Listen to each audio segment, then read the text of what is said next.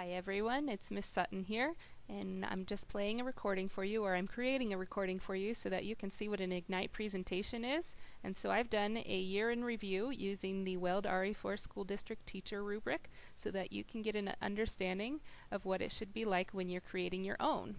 So first I'm going to talk about Standard 1. So Standard 1 of the Weld RE4 School District Teacher Rubric talks about teachers demonstrating mastery of their content area. Basically, teachers knowing what they're talking about.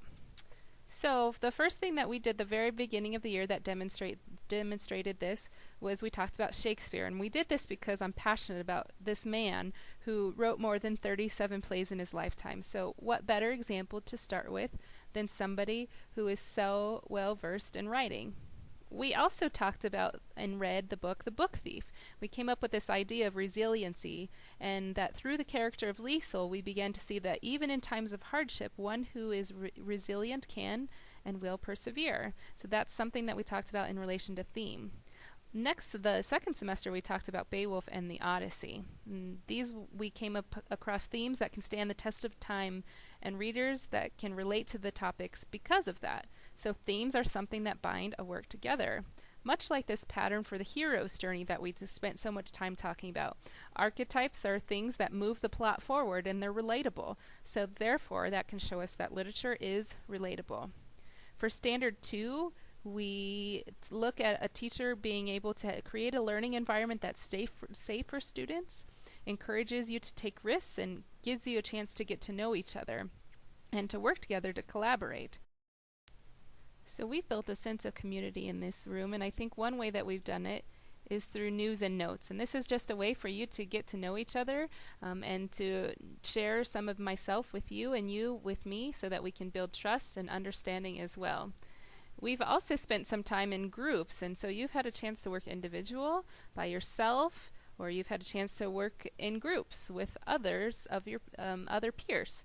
So sometimes you did this in jigsaws where you each brought something to the table and you each contributed, and sometimes you chose the groups, sometimes I did. Standards 3 is all about teachers reflecting on their practice, and Why Colleges Succeed says that the most distinctive of these very good teachers is that their practice is the result of careful reflection. Means that we're always looking back to see how we can be better. So one way that I've done this year is through this teacher rubric that I'm even using as an example here today.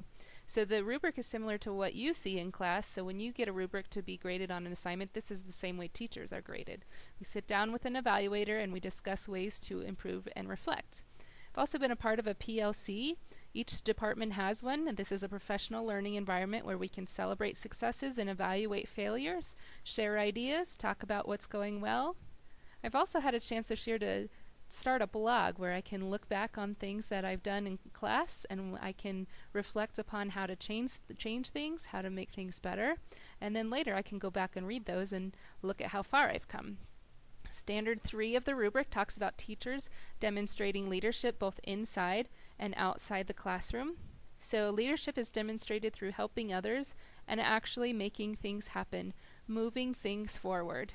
One way I've done this was actually something that happened while you were at home, likely still sleeping. I was here and I was presenting to my peers who are your teachers. I was presenting on gifted and talented students and ways to challenge the students in the classroom, and I used the slideshow to do that. I'm also the English department leader.